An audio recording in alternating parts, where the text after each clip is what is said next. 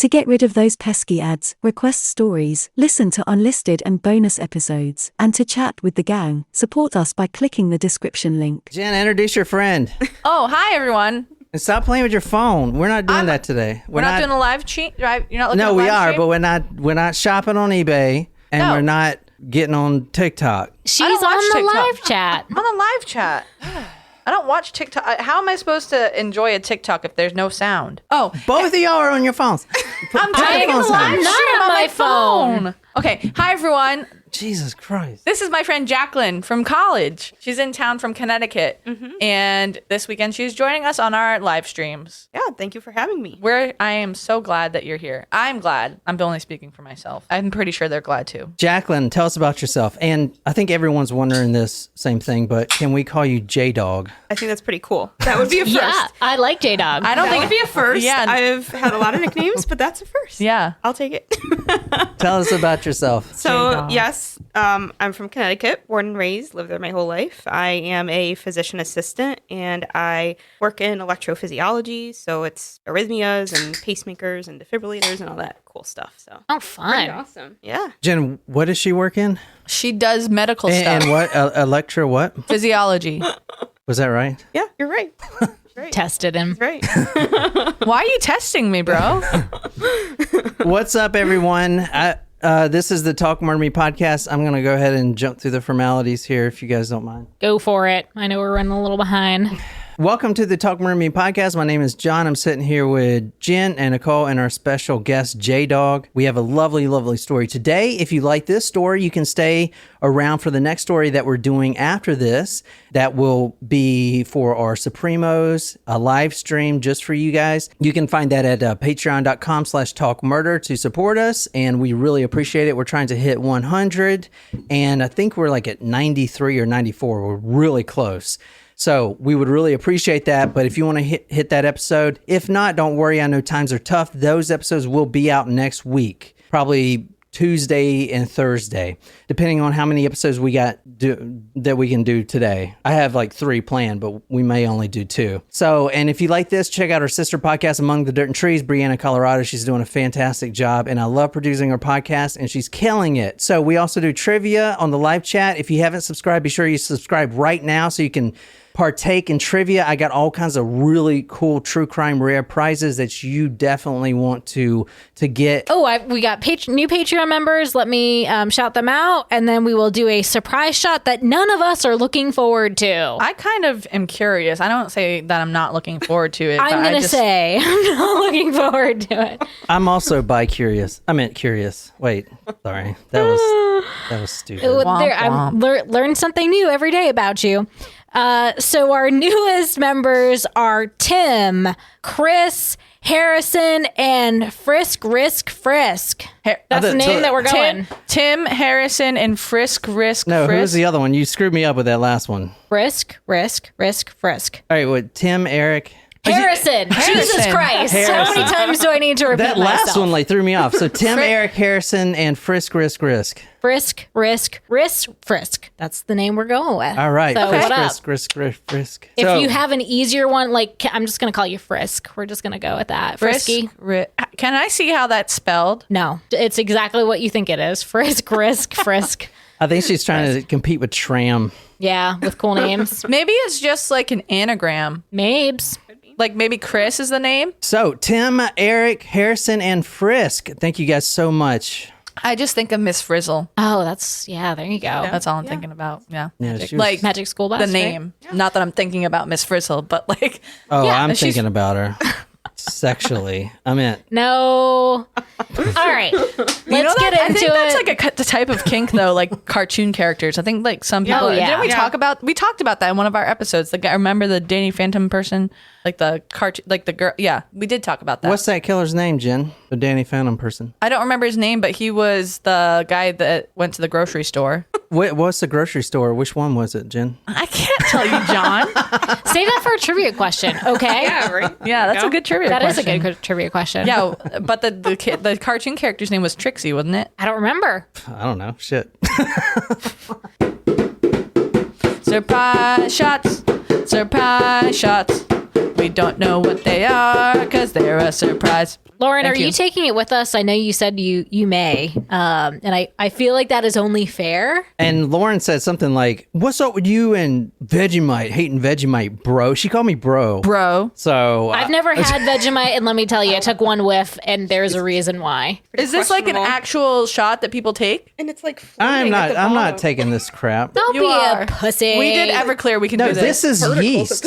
All This right. is a yeast Cheers. infection. Oh God. Oh my! No, ma'am. What the hell? What was that? It does taste like the description, which said tastes like regret. It says tastes like regret on the can. Definitely regret. on the Yikes. recipe. Dude, why would y'all eat that, Lauren? It's like the But box. that's I don't think you can judge the flavor of Vegemite on that shot because there was also bourbon. I know Yeah, I this taste bourbon. isn't- There's yeah. something in there. yeah, but who? Honey. Yeah. Honey. Honey. That was fucking nasty. Just I'm bourbon sorry. and honey? That was. Yeah, And Lauren. it needed a little bit of water to mix the Yeah, So it's like bro. a hot toddy with Vegemite I instead of feel it, lemon. like singeing. Jesus Christ. As Oh like my as God. bad That of a is flavor not as a that good was, aftertaste. Yeah. No. As bad of a flavor as it was, I still rate the Everclear shot worse than that. Hey, God. Really? can you guys on live chat do me a favor? Can you just comment on how many people in this room took a chaser? Because I did not. It's water, As the man. and I digested mine before I took the sip of that. Can we get a replay? It takes 4 hours to digest, Jen. So Here's I don't one, care. 2, That was 3, gross. 4. That was gross. Who won? That was nasty. Who won that shot? There are no winners in that shot, only losers. all right, who's ready to do this? Who's ready to unsubscribe?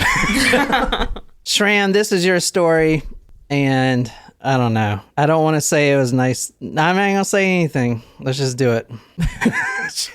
Do you know what this is?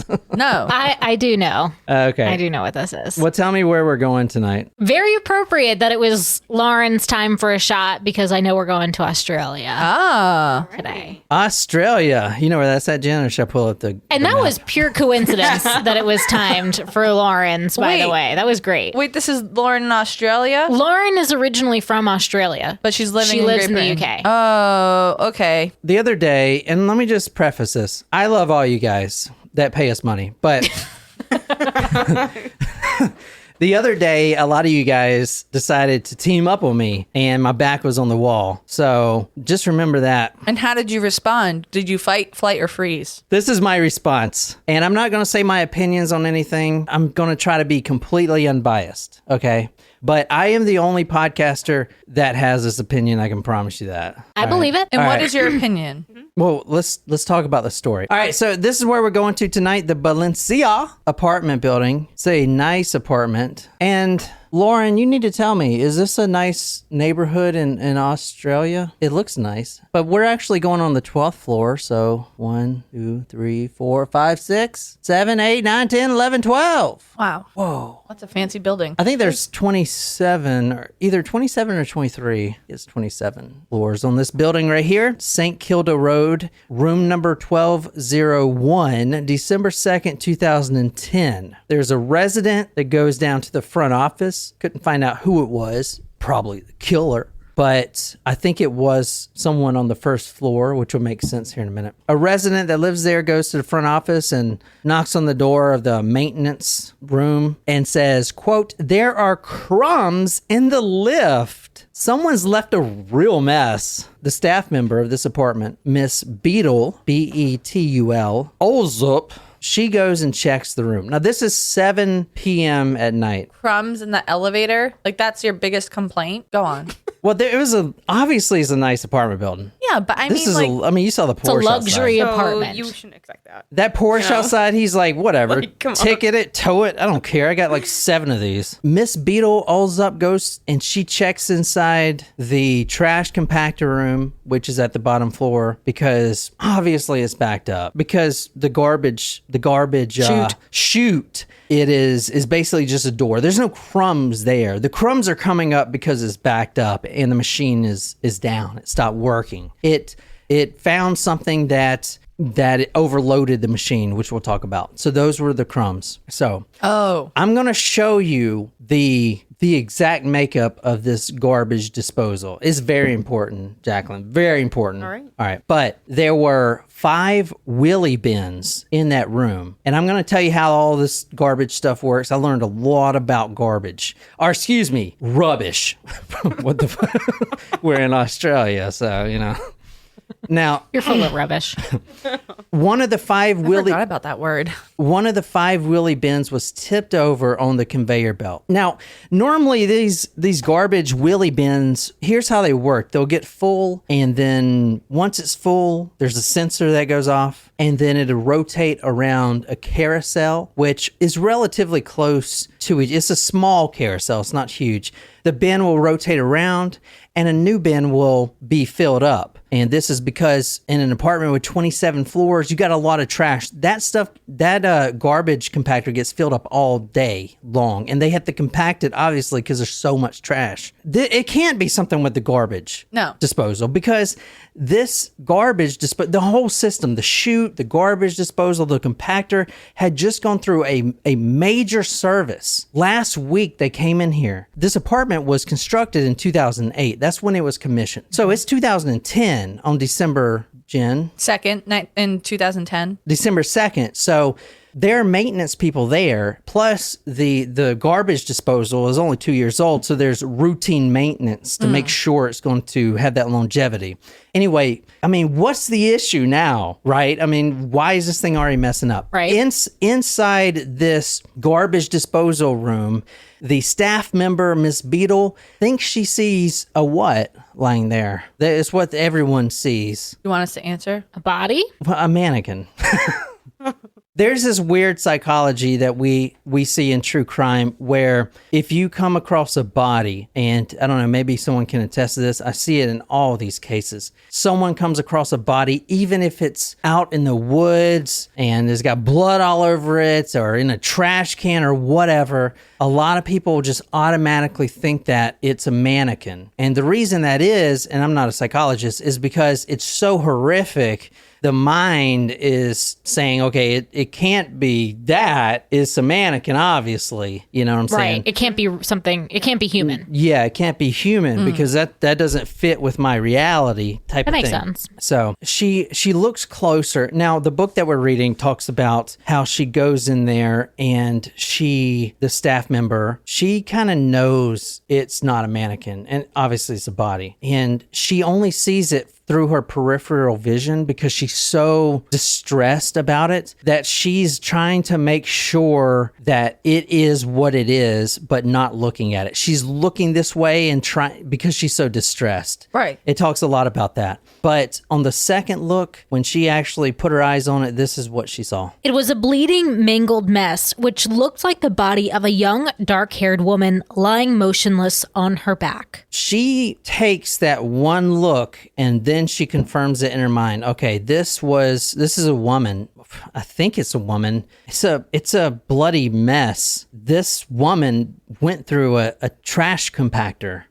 And this woman, I think is a woman, was actually jammed between the door and the wall, which we're going to talk about. So she survived the being compressed and being cut up, and the room, which is about the size of this room right here, not very large, just a normal bedroom size. She crawled around because obviously there's blood streaks everywhere. She's crawling around, and she made it to the door, and she propped herself up on the door and in between the wall, and that's where she stayed. So Natasha asked, so was the body compacted in it, and that's why it was mangled? Like it was pressed down by the machine type thing? We're going to talk a lot about the machine. Okay. But I will say, to answer your question, and maybe you guys can do the math on this. I haven't really done the conversion, but before this fall into the garbage compactor, this said female was 175 centimeters in height. After said fall, she was 165 centimeters. So she went down. She was compressed, which is just terrible to think about. Did you know that when you eject, like pilots that have to emergency eject out of their jets, like it compresses their spine and they'll shrink a couple inches? Really? you really only want to press that eject button if you have to. So I don't actually just flee the plane. Like, I'm a man, so I'm gonna. Okay, we are discussing. First of all, you won't get on a plane. Second of all, you did used to jump out of airplanes, but it was a parachute, and like you were actually jumping out. I'm talking about like jet pilots when they have to press their like eject seat button. Is that why your brother-in-law is so short? No, that is not why he's so short. But I do recall a conversation with somebody about like someone was already like fairly short for a guy, and he had to eject from his pilot seat, and he was like, he lost another like 2 inches, and he was only like 5'6" to begin with. You know, he was like, just like, damn it. I mean, oh, man. I mean, it's basically like, I mean, it is explosives under your seat. Yeah, like under your seat. Yeah, you can literally have fire under your ass, and compressors are fine. I got shorter after jumping because in the Army, if you're a paratrooper in the Army, you don't land. There's no landing. You crash. You control crash. You land on your back. That's what you're supposed to do. It's fucking terrible.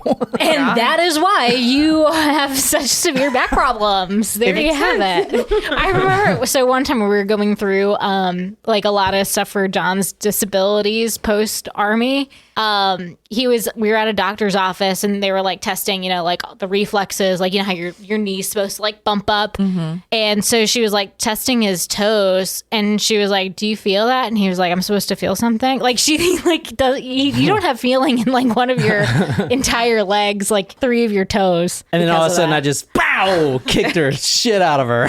This woman was in this garbage compactor room, and this room was locked. They keep it locked, obviously, because there's a death machine in here, basically. There were streaks of blood on the floor of this compactor room, and she had obviously been alive at one point, crawling around the carousel, which I'm going to show you here in a second. She had obviously been alive when she fell through the compactor. We're going to talk about the actual garbage compactor, but there's 2, I mean, think about it, industrial blades. Because it's like a garbage, it's like a disposal in a sink. Well, exactly. That's exactly what it is. I thought a trash compactor pushed down instead of like does. Yeah. It does, but it has to cut it up first.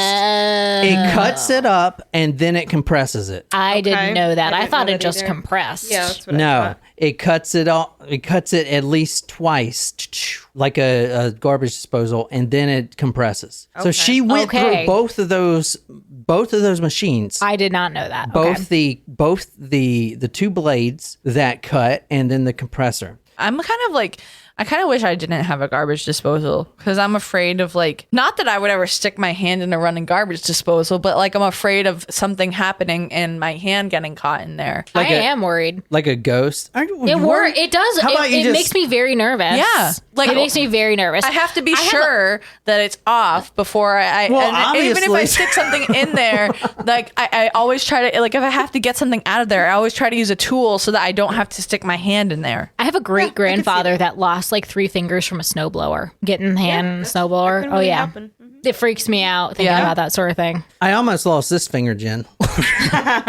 The compactor room was a scene of carnage. There was blood everywhere. Congealing blood trails led towards the body, and the rest of the floor was covered in rubbish. I don't like that. Gross. Yeah. All right. So what you're looking at now is the actual thing, the actual garbage disposal. And I'm going to go into all this, but this is what it looks like right here.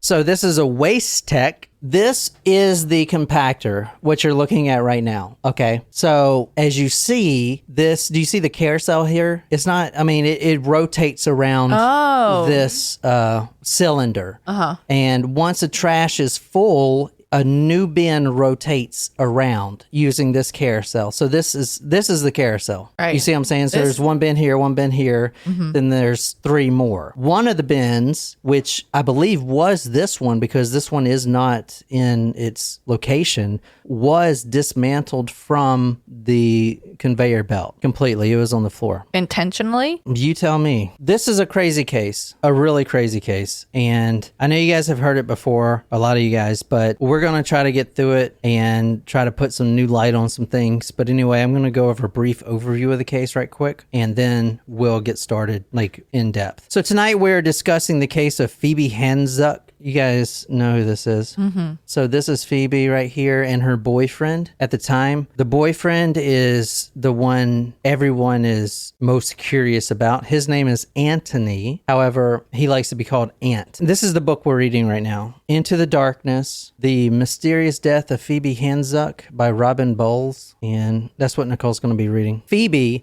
from the Greek Phobos, means bright and shining. Here's basically how this is going to go down. Did she jump down there herself, or did someone stuff her down there? Jacqueline, have you ever lived in an apartment with a garbage chute? No, I haven't. I've never lived in a... So the actual door, you pull it down. It's a very heavy door with springs on it. And you have to use two hands, because if not, it shoots right back up. But it's about the size of a pizza box. Okay. And you pull it down, you take your other hand, put the trash bag in there, whatever floor you're at, Yeah. 27th floor to the whatever floor. And then it goes down this huge cylinder tube all the way down. Pizza boxes are hard to fit in garbage chutes. Pizza boxes You are gotta hard. kind of like fold. Not like a Benny's pizza box, like a regular pizza yes, box. correct. Like a large pizza, it's like you gotta 12 fold inches, it in yeah. there. Yeah. Speaking of 12 inches, wait, what? Divided by 7, then you got my penis.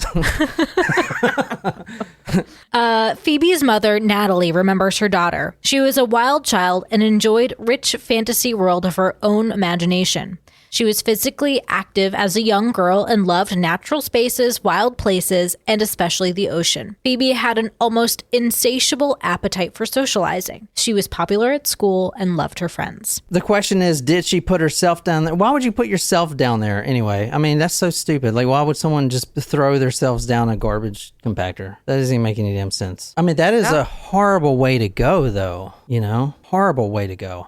Like a unique way, you know, like Yeah. if that was intentional, why that? You know, like kind of similar to the conspiracy that we did with the garrote around his neck. You know, like if it's suicide, yeah. why that? So this is the trash compactor here. This is the exact one right here. This is from the coroner's inquest that was done on this case. So kind of what I described. There's and these are obviously just 2 floors, but it goes all the way up to level 23, it says here. So the building was 23 floors. You basically pull down this latch here, the door, you put your rubbish in there and it falls down. Right here, you have so this is actually the first floor. So obviously if something's stuck in here, crumbs will come up. This is the compactor right here, but this is the thing that actually cuts right here. Pretty sure from what I'm seeing. This cuts it up. There's 2 large blades in there. Then it goes down to the compactor and it's about 2 feet long. It's basically a block. And I don't know, you've probably seen it before, but it's a trash block. And it's like a big dice. And A cube? Yeah, a cube. It's a trash cube, and then the cube falls out of this cube-shaped outlet into this bin. Once this bin has reached its full capacity, it automatically goes to another bin. So this is the exact compactor right here, the EcoPack 100 compactor right here. The trash compactor compresses to 4,000 millimeter blocks, 157 inches, or about 2 feet in diameter. It's like a cube, like Jen said. What she's reading now is from the designer of this exact model. Yeah. So if you look at his website, Waste Tech Engineering, he's actually the owner and CEO. His son also works with him. So this is the guy that knows he designed this whole thing. He knows everything about it. He knows if a body can fit down there or if you could put yourself down there or whatever. He knows everything about it. From Dr. Neil Bone, great name. From Dr. Neil Bone, the engineer of the garbage system. It's Mr. Neil Bone. Okay, Mr. Could you imagine if he Neil Bone. didn't have like the L at the end? Mr. Kneebone? Yes. Yes.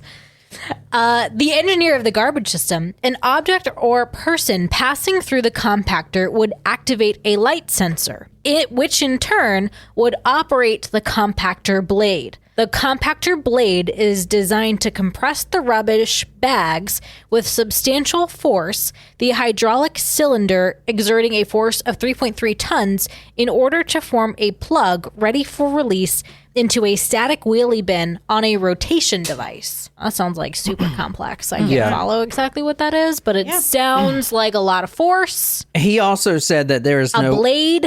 There is no way that someone could fit in there themselves without help. He's the one that designed this thing, and he says that there is no way someone could pull down that ledge and jump in there. Well, you know what's interesting? If you go back to the photo of the device, like first you have to get, into the chute, and then there's like an angle at the bottom, which if you were alive, like, I don't know, like, would you just slide? Like, or would you have to contort yourself? Yeah. And at that point, would you want to figure out what's going down there? I don't know. So this isn't the exact one, but this is a better view of the carousel, as you can kind of see here. So that's not the exact one, but. So I guess when I've ever thought of because I think people, like when I was younger, I just assumed that a trash chute would be like a slide and you just go down and like it's you do go down. An empty, but it would be like just downward. Yeah. I know, because in the cartoons and stuff, they slide down there. Yeah. Which is not accurate. I mean, apparently, I didn't know that there were compactors. Well, maybe now you know. Maybe newer buildings are. To stay away from the damn things. I guess in the old days they were. I'm just saying, like, I never, like, if I were just someone curious, like, oh, on a dare, let's go do this. And I wouldn't never do this on like a, multi-story building. But if you're like on the second floor, ooh, wee! Yeah. Right. Because like, I don't know. I feel like there are episodes of shows where like they're like kids are like trying to hide from something and they like just jump in the garbage chute and it shows them like sliding down. Yeah. Wee! Yeah, but I never knew there was like these blades. So, take note, children. Like there is not. It is not a joyride. Yeah, and you're not gonna fall in a fluffy pile of garbage bags. Oh my god, could you imagine if we had like a true crime themed amusement park and like instead of having the blades, we actually was like a slide. It's was like a garbage chute. Perfect for Anatomy Park shirt that John's wearing from Rick and Morty. True crime. This body of the female was a mangled mess, lying face up near the doorway. Her jeans were pulled down below her knees. That's weird. Quote, the waistband is just below the knees. The right leg of the jeans is extensively torn. The black leather belt with studs is looped through the first and second belt loops at the front on the left. This conveyor belt's not going to pull someone's pants down. I do want to say there's no sexual trauma on this female. Okay. And her cause of death, which you can weigh in here. What do you think her cause of death was, since you're the PA here? Well, let me get to more. That wasn't a fair question. Her cause of death was blood loss, which is called exsanguination. Cause of death, blood loss. She basically had a severe injury to her right leg, 2 inches above the ankle. She wasn't wearing any shoes or socks, and there was no shoes or socks found in the garbage room. There was also blood on the control panel and on one of the 2 elevator lifts going, the actual, you get in the elevator and go up to your room. I also think it's interesting that the injury was above her ankle because that would indicate that she went feet first. Yes, that's right. Yeah. So she had to go feet first. Yeah. She had a number of cuts and abrasions to her legs and buttocks. The author of the book asked, how could you sustain such bruises going feet first down a narrow chute and landing feet first in a bin? She had bruises all around her shoulders and everything else, parts that didn't actually touch any of the blades or the actual anything, because she went feet first. So the reason she died is because that large blade cut her ankle and severed every major artery in that ankle. Her ankle was virtually amputated, save for a few tendons holding on the flesh. So her cause of death was her bleeding out from her ankle. If they'd been big bruises, they might have been caused by the compactor, but these sounded more like bruises left by someone's fingers. Her right foot was almost completely severed off, like I said, and there were also lacerations on her legs, back, and buttocks. Quote, virtually amputated below the joint between the tibia and fibula, attached by a couple of tendons. Now, you can tell us this. The tendons apparently that were holding it on are very strong. That's what the author was talking about. So there's a few tendons that really do the brunt work. Those tendons didn't give in. So basically that blade, one of two, sliced her foot basically off. And then the machine interrupted itself. It stopped because there was a abnormality in the system. And well, it just doesn't stop like that, obviously. You got this blade that's going around super fast. All the big arteries in her ankles were severed. In her ankle was severed. When the body was lifted up, a pair of broken Prada sunglasses fell to the ground. You'll see a photo of her wearing those sunglasses. So ask yourself, why did she have those sunglasses on her to begin with? A single lens from that Prada sunglasses were found, and a blister pack of Diabetics 1000. You know what that is? Diabetix. Asking why this machine would even release a human body, and they were asking Mr. Bone this because he didn't believe it, and he designed the damn thing. He said the only way that it could actually release this body full out onto the floor is that if her hip bone was jammed in the compaction chamber, and that being jammed released the opening and basically threw her out on the floor. I'm going to talk about the investigation. It was botched, completely botched investigation, terrible investigation. Nothing you can do about it now, but this will be important for any questions you have. The lead investigator was a Detective Sergeant Butterworth. Love that name. Another great name, Yes. Mr. Bone, Mr. Butterworth. Like, I want some pancakes now. Well, you know, Where's Mrs. Butterworth? Yeah. what his Is name? that still like, has she been canceled, or was it just No. Aunt Jemima? I think Yeah, it's just Aunt Jemima. Butterworth is Yeah. still a thing. Yeah. Okay. Although I feel like the bottle was very inappropriate. Like, Yeah. It's was got it a the shape of her body? big old titties, yeah. Kind of scandalous. Yeah. Did you take that brand of syrup into your room all often as a child? Well, so I had the one, it has Miss Butterworth, but it doesn't have a cap on the top. It's on the bottom? No, it just has like two little caps on the nips, and you can, okay, never mind. That's stupid. I used to have sex with Mrs. Butterworth, yeah. All right. Sounds sticky. It does. Well, I will tell you this, having a name like Butterworth and then completely botching an entire investigation does not look good. No. He was the lead investigator, and this is going to set the precedent on how bad this police investigation went, okay? They didn't even look in the trash that in the trash bin that she fell in. They didn't even look for any clues or anything. They just threw the trash out. It would be hours before fingerprints were even dusted. So they know that she came from the 12th floor, as you'll see how. But as Detective Butterworth is sitting there 2 hours into the investigation, 3 hours into the investigation, he notices, wait, what's that noise? Someone is throwing trash down the chute. There's a crime scene and someone's dumping their trash down the chute. Fucking I feel like that would be me, though. Be like, excuse me, gotta throw my trash out. Are you busy here? Do you mind? I'm sorry. Which is crazy because everyone knows there's cops all outside. I mean, just to do that, I don't know. So anyway, it was completely botched. The paramedics, they got there. They were not even allowed to be inside the room. The lead paramedic is looking through the window, which she'll claim later that this has given her nightmares for months after. She's looking through the window trying to assess if this woman is still alive or not. We'll never know if she's still alive because she didn't die when she fell in the compactor. We know that because there's blood smears all around the damn room. Right. So wasn't how dead when long she was went. it? Yeah. Yeah. I mean, was she still alive? I don't know. You have a paramedic. You can at least check her pulse. But no, ma'am, I know you're a paramedic, but you can't come in here. It's an active crime scene. That's their job. Jesus Christ. That's bizarre.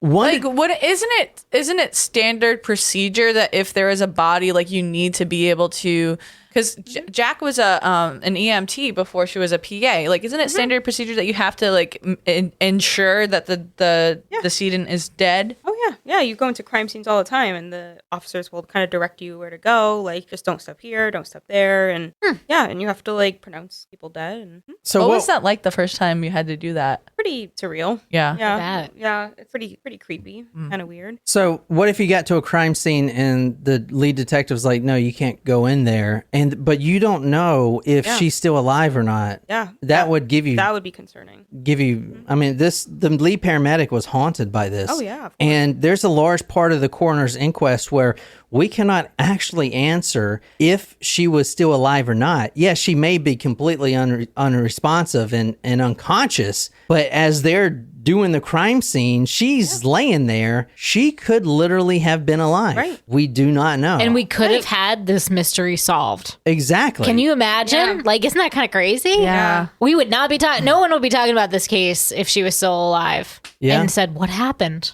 It's Yeah. sad because like that Well, happened. my boyfriend threw me down there. All right. One detective note, and the room that she was living in is 1201, so on the 12th floor. One detective went up there once they figured out the room and noticed a, quote, large dirty boot or shoe print heading away from said room 1201 with a length of stride that showed him that this person leaving was running. It was never followed up on. It was never photographed. That lead wouldn't even hit Detective Butterworth until months later when he's like, oh shit, people are mad at me because this may not have been, so simple. There's no evidence now. I'm sorry. The maid has already cleaned up everything. There's, So first you're going to like not actually know if the body is dead. And then you're not going to, once you figure out who the victim is, look at their floor and see if there's evidence there. I feel like I can make a better detective than this person. All right.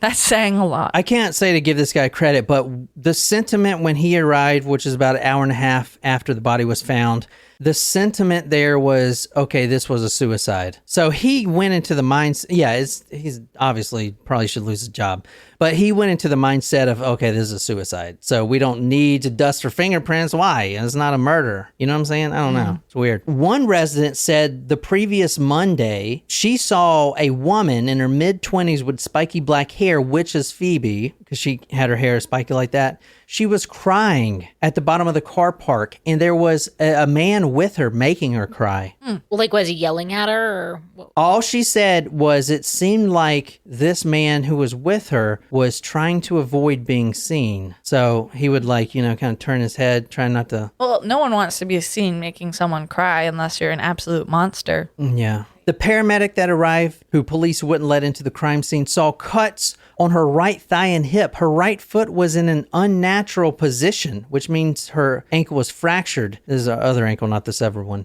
And she noticed a generalized cyanosis, which is like a bluish tinge. Mm-hmm. In fact, no medically trained person attended Phoebe after she was discovered. No one laid hands on her to see if she was still warm or checked to see if she was actually dead. The first people to enter the room after it was declared a crime scene were the crime scene specialists who arrived some hours later. They revealed that, going by the blood trails, it was likely that Phoebe had survived the fall and crawled around trying to get out of the room. When they were outside of the room, they couldn't even tell if the blood trails just then happened. It's that bad. Like, they didn't do anything. She could have been alive and trying to, please look at me type of thing. Terrible.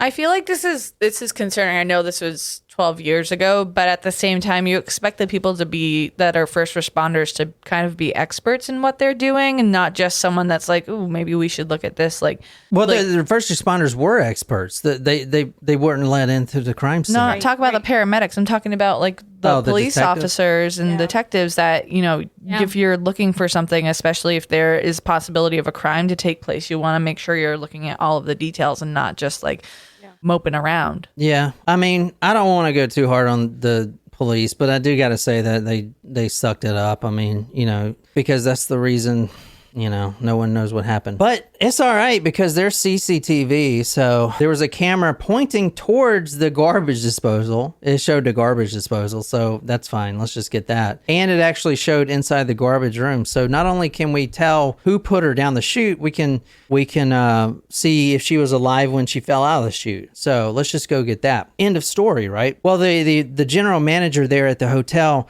went up to the detective and said, listen, and he also went up to several of the police officers. Hey, listen, there's a problem with the camera system. It loops back over itself about 48 hours later. So it's going to loop back over itself and record over itself within 48 hours. It would be 2 months before they asked for that CCTV. Oh my. Not even the day of.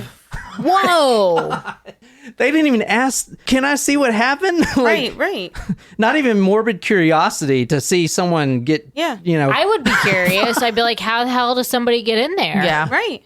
So, Wow. and like I said, they didn't even look into the garbage bin that she fell in.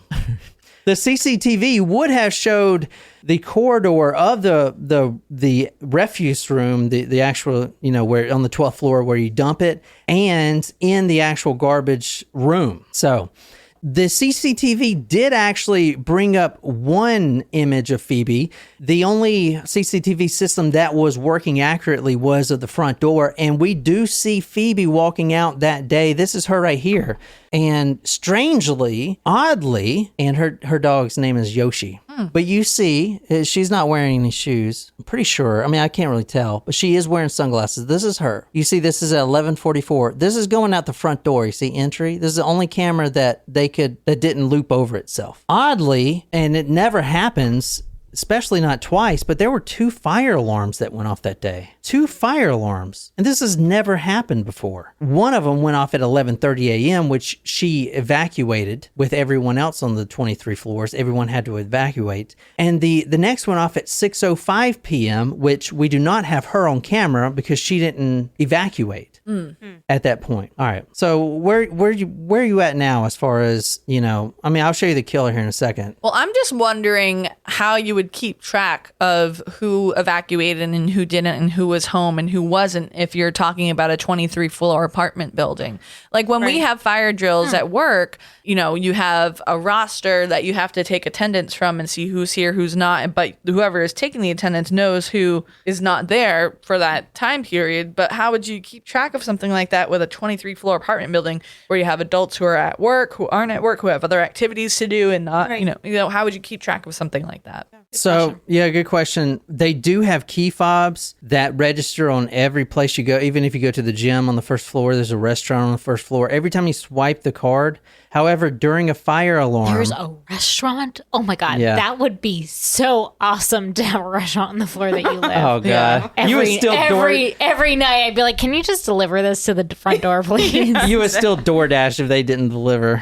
Yeah, I'd be like, just what do I have to do to make you drop this off at the front door, please? But to answer your question, which is a great question, the only time you wouldn't use a key fob is when you're going down the fire exit because you're not opening any door. You just open your one door and then it's just stairs that go out to get you out quickly. And then there's a camera system, obviously, on the front, which we saw her.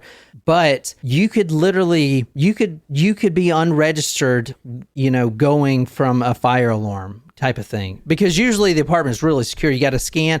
You have to actually scan in to get to your floor. So if I want to go to the 12th floor, I can't just hit the button. I got to scan my key fob and then hit the 12th floor. The only way it's going to put me up there is if I have a key fob. So kind of like in hotels, if you're above a certain floor, you have to have the access to it. But I'm wondering if not in the Best Western. Okay, you fancy. But I'm wondering if they had when you used your fob, if it, for example, the front entrance, if you don't need your fob to get out of the building, you only need it to get into the building, right? Or are you supposed to because if you only use it when you go into the building, how can you track if someone is not there? What? No, yeah, you don't have to.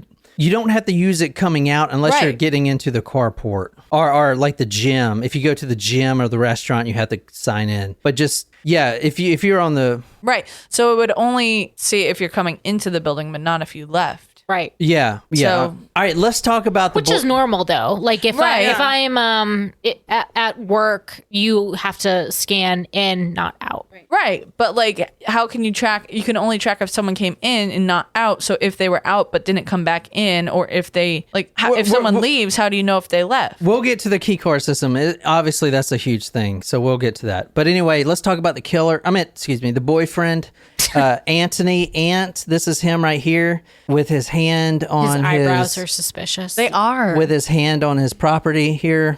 He looks like an angry Tim Curry. Like, Who's Tim Curry? who's Tim Curry? Is he a basketball player? No, What you're the thinking fuck? of Steph Curry. Tim Curry. He's an actor? British actor, right? Yeah, he's a British actor.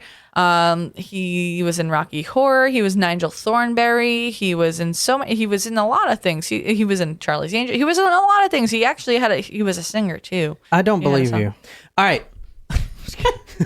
He does not exist. So It's fine. we know that alarm happened around 6 p.m., 6:11, I think. She didn't show up. Now, the body was found at 7, a little after 7 p.m., and they don't know who it is. There's literally 1,000 people in this apartment building, probably more, until 8:10 p.m. when the boyfriend, Anthony Hampel, otherwise known as Ant, comes down to the detectives asking about his missing girlfriend, who also lives in the same apartment. He said that Phoebe was missing and there was also broken glass and blood in their apartment. Now, it's a little weird because he orders Chinese food when there's cops outside, but he doesn't think anything of it. The delivery man for the Chinese food is like, what the hell's going on? It took me an hour to get up here. So many cops down there. So he orders, obviously, Chinese food for himself, a one order type of guy, eats it. And then he's like, well, where's my girlfriend? There's blood and glass everywhere. In the apartment? In the apartment, blood and glass everywhere in the apartment. And I'm going to eat my Chinese food and then I'm going to go talk to detectives. Which is interesting if you're ordering just one meal for Chinese food, Yeah. period. Because when I order, they throw in 7 fortune cookies, assuming there's multiple people eating with me.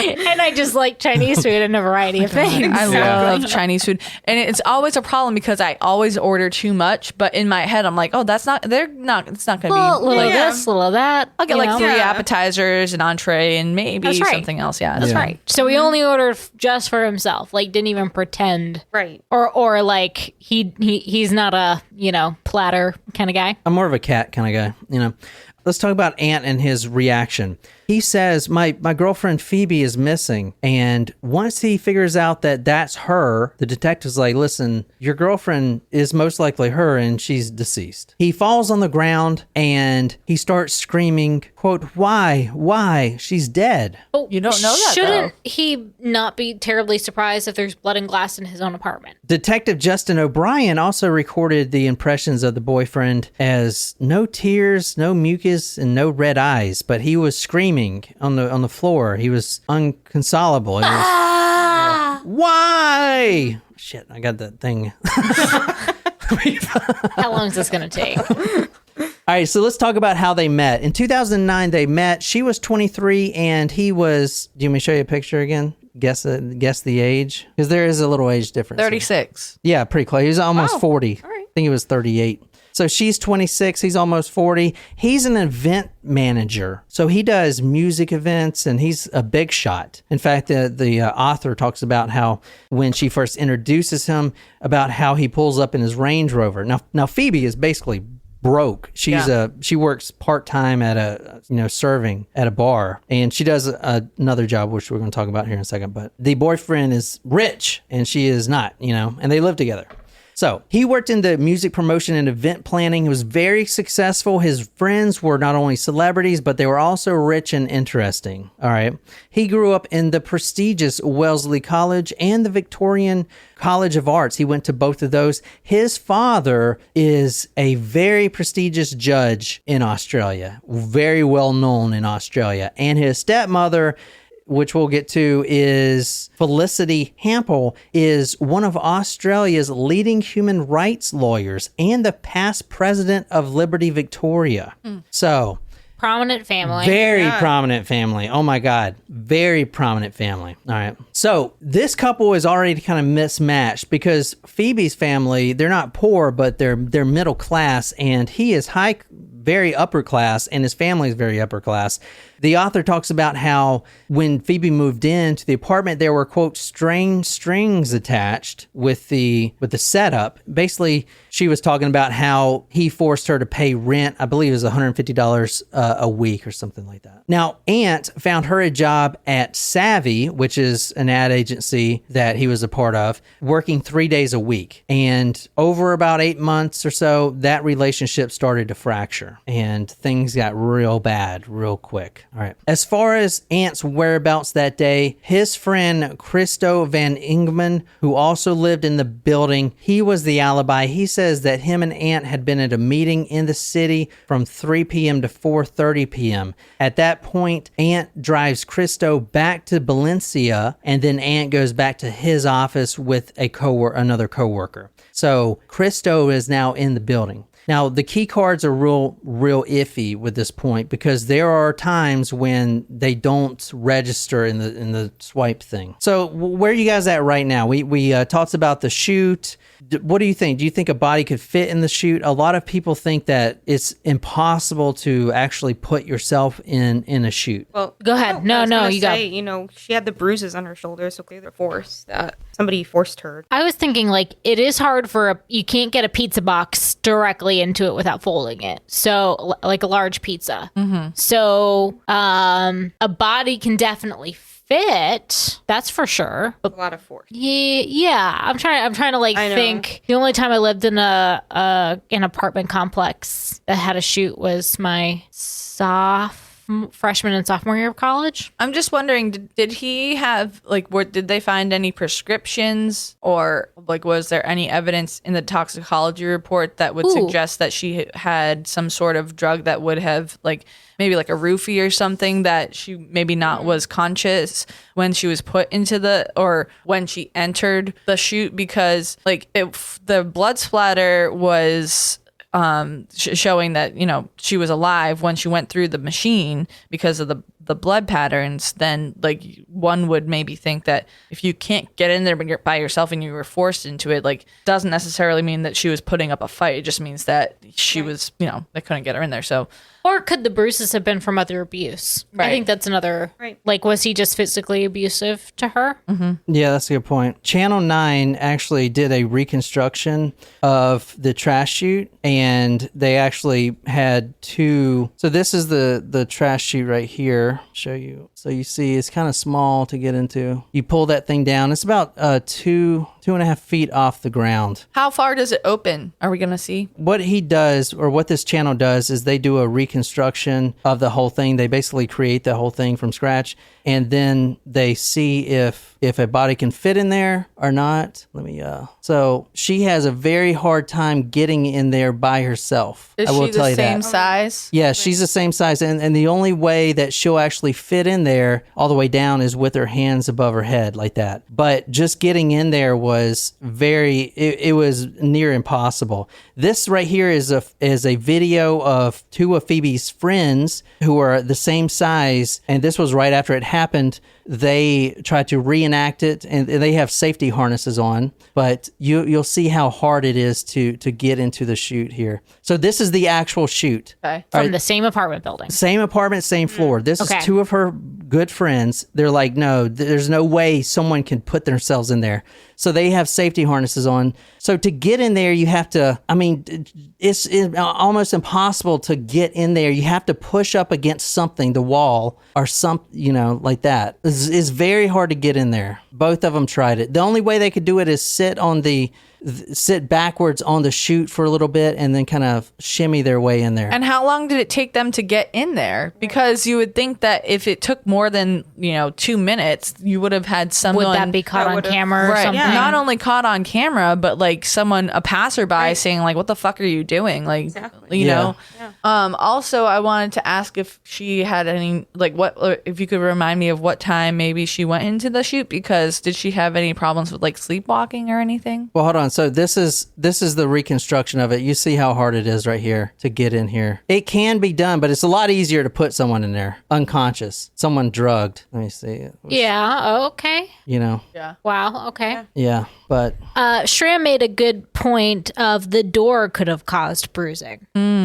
yeah. So this is the door right here. You know, it's a pretty tight fit in there. You know, you bring the door down and then you get in there. Now there were no fingerprints. Phoebe's fingerprints weren't even on the door or anything. Or the frame or any. Or the nothing? frame or anything. No. Even if, like, that's strange. Even if she didn't go in there by herself, even if she was put on there, you'd think that maybe she would have. Someone had to open the Well, door. somebody's fingerprints. were Yeah. there, Right, Unless but- they were wearing gloves. Right. But even That's a good point. I didn't think about that. Yeah. But even if she wasn't the one who opened the door and went in there herself, like surely her hands would have brushed up against something in the Right, area, You would have thought, yeah. like the frame or the. Shram says in the someone chute. clearly wiped it down. Yeah, I mean, it was hours before they even checked, so definitely someone could have wiped it down. But there was no fingerprints at all on the thing, even the pull-down handle. Okay, one thought on the wiping it down. Could that have been from cleaners? No. Wiping, like, No. if like a cleaning crew is coming to clean Yeah, the but- floors in the hallway. Yeah, but as soon they got all the cleaning crews out. I Okay. know it took a while for them. It took a while for them to actually go to each floor before they knew where Phoebe came from, what floor, and basically they put signs up: "Do not dump trash down here," yada yada yada, type of thing. Yeah. You know, for all 23 floors. But there were no cleaners cleaning Okay. during that time. So it couldn't have been that. Okay. And in fact, the cleaner was already in Phoebe's apartment earlier that day, which we'll talk about. There was no fingerprints, is what I'm trying to say, and it wasn't cleaned by a cleaner that we know of. So, what do you guys think so far?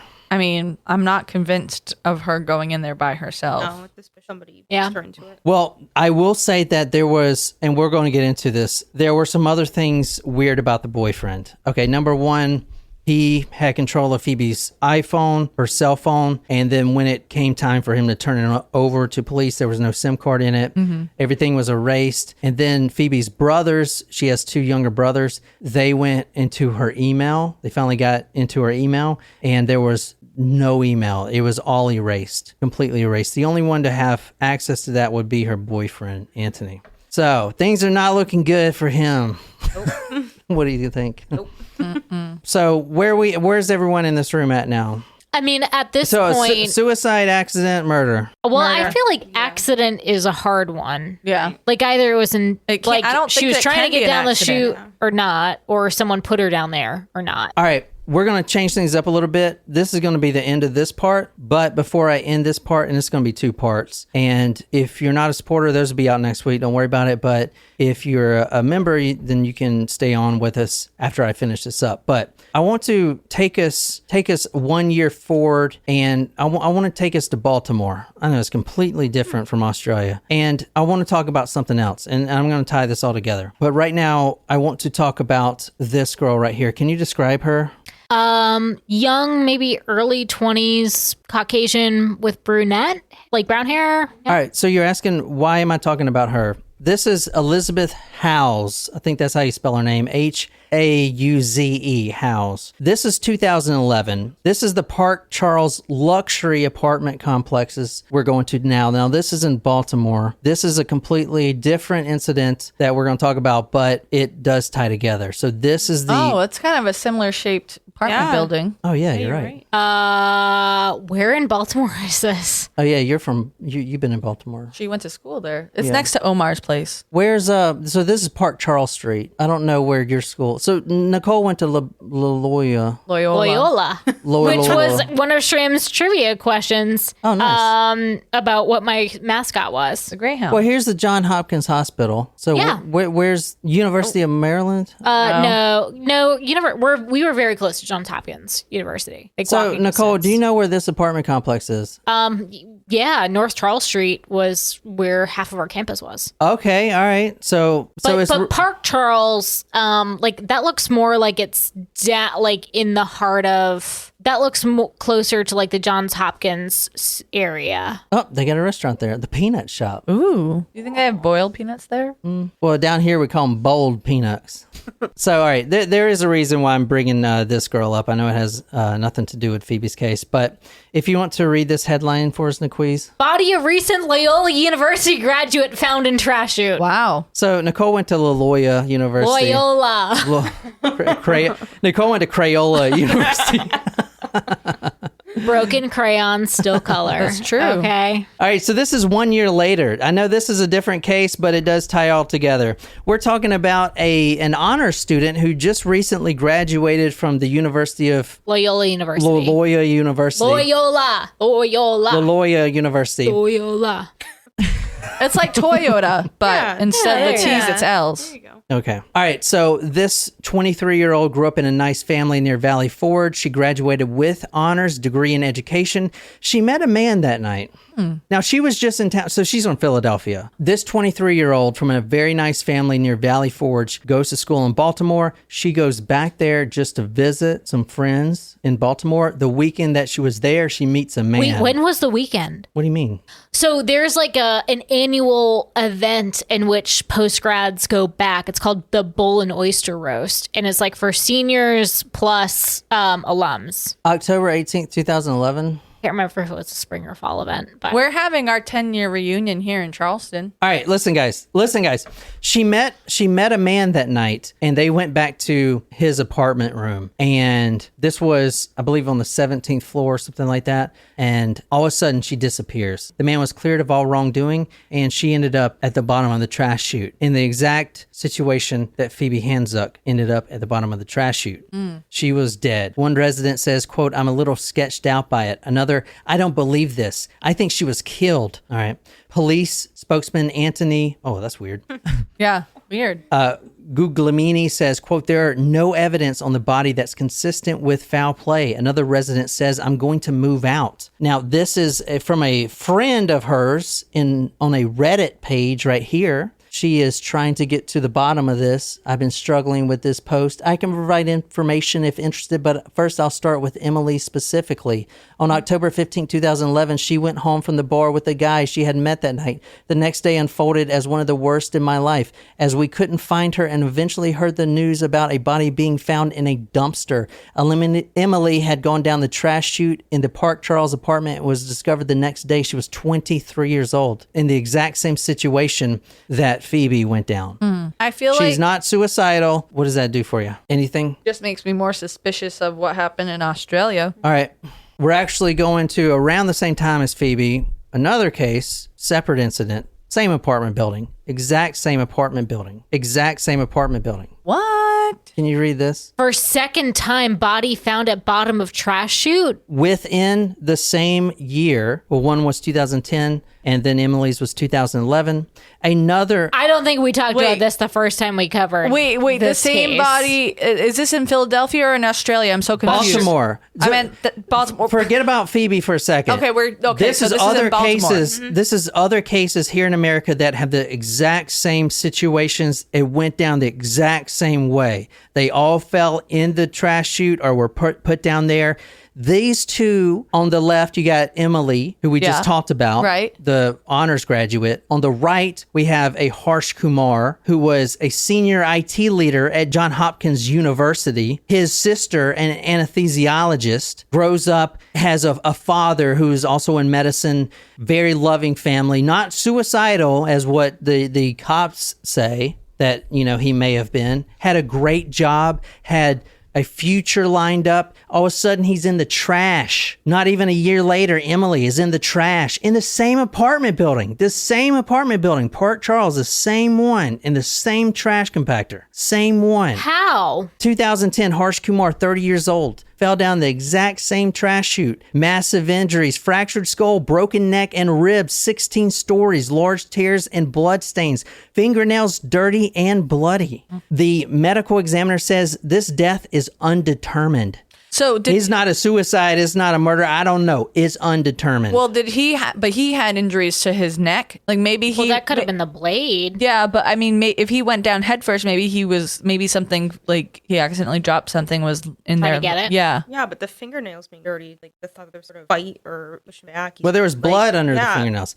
Baltimore PD said these two events are just a coincidence. I don't know about that. Same building? One commenter says the Baltimore PD is a disgrace. This is obviously a cover-up. Kumar's father said, quote, it was very hard for us to understand how it could have been an accident. We were under the opinion that it was foul play. So, what do you guys think about this? Kind of crazy. Yeah, I'd say. Shrem asked a good question. Did they test the blood under his fingernails? Like, was it his own blood? Right. No, it's just suicide. From what I saw, they did not test that blood. They brushed it off as a suicide. All right, so we're going to talk about all those on the next episode. Plus, we're going to get into Phoebe's life. We're going to get into some stuff with her and Anthony. I'm diving extremely deep into her background on the next one. This one was kind of a teaser. Okay.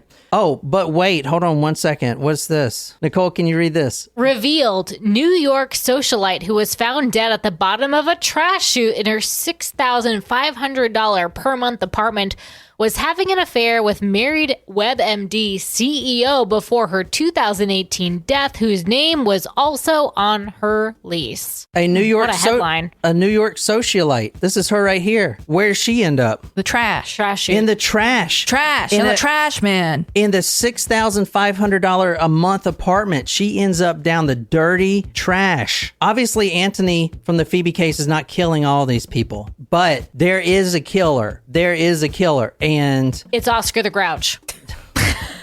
I thought it was Frank from It's Always Sunny. all right, hold on a second.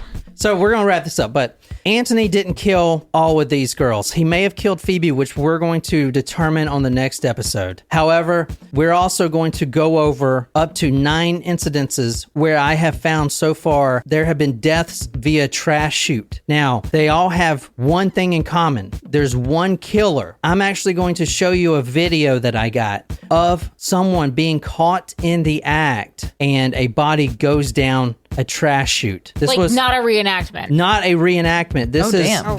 is the whole thing. It barely blipped the radar of the news, but this man ends up falling 27 floors, and it is on video. It was in a lower class neighborhood, which is why it didn't really make the news. But we're going to talk about that in the next episode. So if you want to support us and stay on tune for that, patreon.com/talkmurder, and we'll see you on the next one. So until next time, good night, you lovely, lovely people.